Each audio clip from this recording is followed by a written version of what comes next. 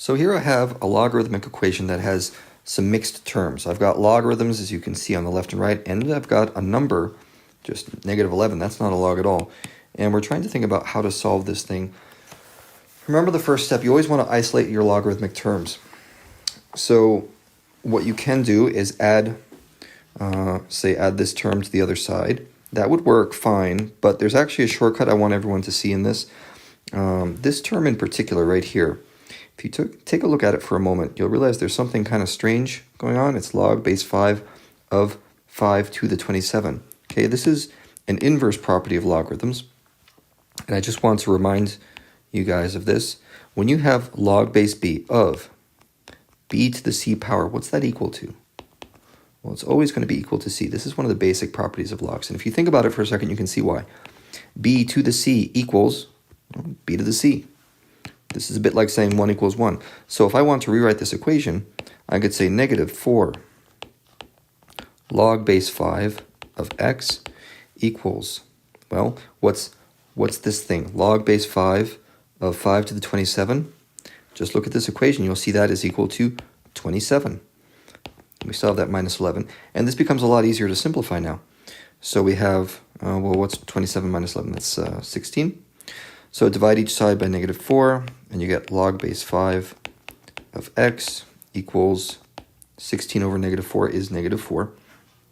And now we're going to turn this into an exponential and say 5 to the negative 4 equals x.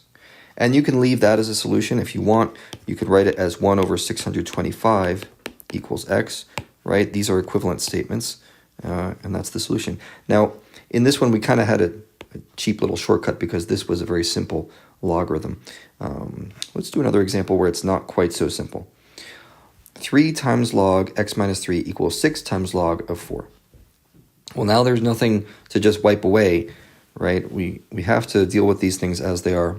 And what I would suggest doing is try to get a log on both sides that you can use logarithmic equality on. And right now that's not the case. I've got 3 log on one side, 6 log on the other. So let's divide both sides by 3.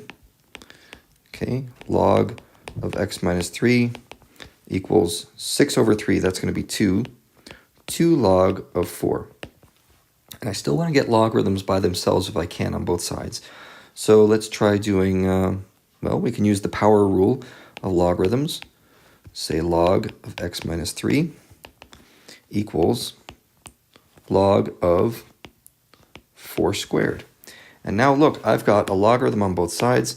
So what that means is I can just come along and cross those things out like this and continue on with my problem.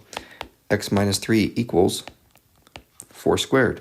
Or in other words, x minus 3 equals 16. And that gives me x equals 19. So 2 different techniques here. This one worked by logarithmic equality because I didn't have any extra numbers, right? It was just a log and a log.